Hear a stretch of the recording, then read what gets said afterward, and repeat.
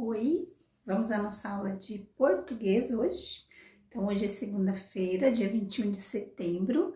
Nós vamos à nossa aula número 5 de língua portuguesa da nossa apostila número 3, certo? Na aula de hoje, a gente vai trabalhar um pouquinho com leitura de texto e interpretação. Por quê? Porque a gente sabe que a leitura ela é extremamente importante para o desenvolvimento do nosso intelecto, né? Para a gente desenvolver a nossa inteligência, a nossa imaginação.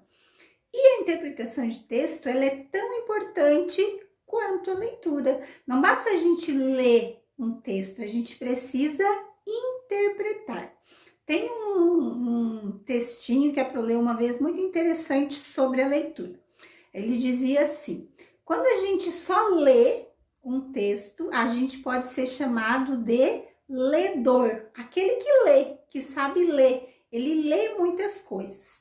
Quando a gente lê e interpreta o que a gente está lendo, a gente procura entender, a gente procura imaginar aquilo que o autor está falando, a gente pode ser chamado de leitor. Aquele que lê e interpreta e entende o texto.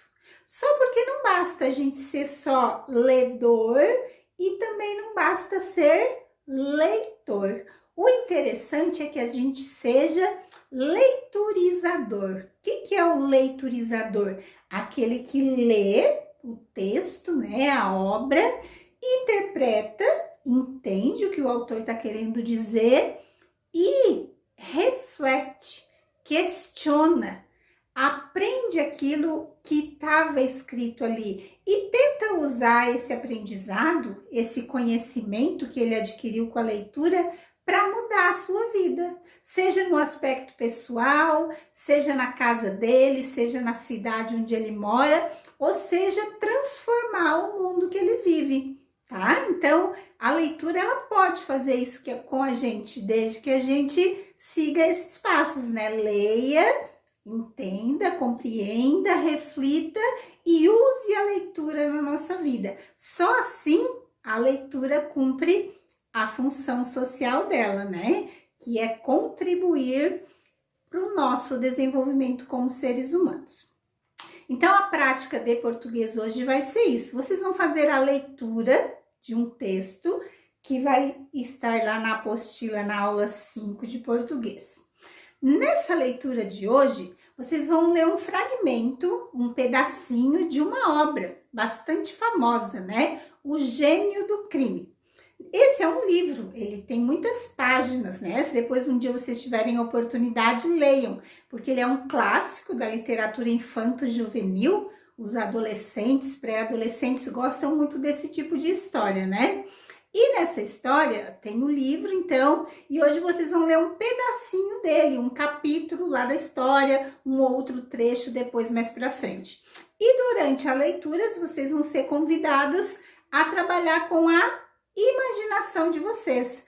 Tem horas que vocês vão ter que descrever, a descrição dos personagens já vai estar no texto, mas vocês vão ter que imaginar os personagens, imaginar o cenário, fazendo justamente o que a leitura quer que a gente faça com isso, né? Que a gente se encante pela história e consiga imaginar o que a gente não está conseguindo ver, certo? Por quê? Por que a gente vai fazer isso? Para a gente entender um pouquinho das diferenças, inclusive, o que eu quero falar para vocês? Esse Gênio do Crime, deixa eu ver aqui o ano certinho, em 1973, ele foi levado para o cinema. Então, ele era uma história escrita e depois ele virou filme. Como outros livros que a gente já viu que isso acontece, né? O Harry Potter era livro, virou filme e tem outras obras também.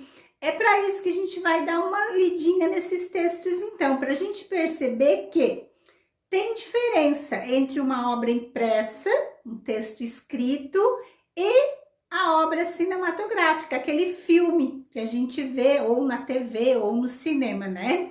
As duas formas de comunicação, elas são diferentes, mas elas são ricamente fundamentais, assim, para desenvolver o nosso intelecto, né? Numa, a gente tem acesso a algumas coisas, na outra, a gente consegue perceber outras coisas que a gente não percebeu na linguagem impressa ou na linguagem visual, né? Por exemplo, quando a gente lê, a gente consegue perceber bastante que tipo de palavras ele usou, né? Que tipo de como que o texto foi escrito e tal. Quando a gente vê o filme, a gente consegue ver outras coisas que a gente não via, questão de personagens, né? Eles de verdade, questão de iluminação, de vídeo. Então, tem gente que diz, às vezes é melhor ler o livro primeiro, às vezes é melhor ver o filme primeiro.